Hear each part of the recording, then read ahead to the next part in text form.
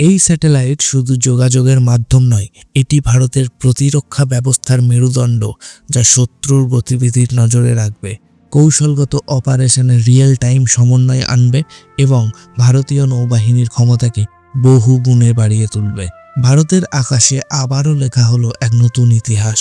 এটি এমন একটি স্যাটেলাইট যাকে ভারতীয় নৌবাহিনীর চোখ, কান আর মস্তিষ্ক বলা যেতে পারে, যার মাধ্যমে ভারতের প্রতিটি জাহাজ, সাবমেরিন আর অপারেশন সেন্টারের গতিবিধির উপর নজরদারি ও নিয়ন্ত্রণ সম্ভব রিয়েল টাইমে।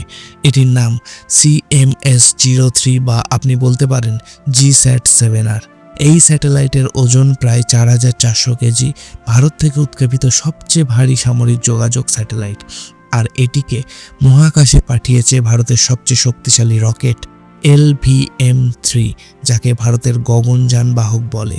43.5 মিটার লম্বা এই দৈত্যাকার রকেট 8 টন পর্যন্ত ওজন বহন করে মহাকাশে পাঠাতে পারে। CMS-03 কাজ করে C band, extended C band এবং KU ব্যান্ডে, মানে এটি এমন এক যোগাযোগ ব্যবস্থা যেখানে নৌবাহিনীর জাহাজ, সাবমেরিন, বিমান আর স্থলভিত্তিক অপারেশন সেন্টার সব একে অপরের সঙ্গে যুক্ত থাকবে রিয়েল টাইমে, যেখানেই তারা থাকুক না কেন, অর্থাৎ ভারত মহাসাগরের গভীরে থাকুক কিংবা আকাশের অনেক ওপারে।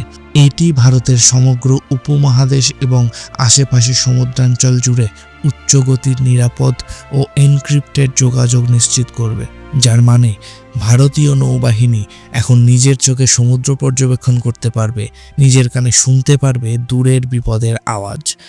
15 বছর পর্যন্ত কার্যকর এই স্যাটেলাইট ভারতের আত্মনির্ভর প্রতিরক্ষা ব্যবস্থাকে এক নতুন উচ্চতায় নিয়ে যাবে।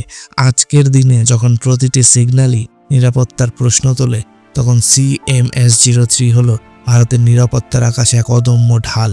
এই উৎক্ষেপণ প্রমাণ করেছে অন্যান্য শক্তিশালী দেশগুলোর মতো ভারতও সমান তালে তাল মিলিয়ে এগিয়ে চলেছে।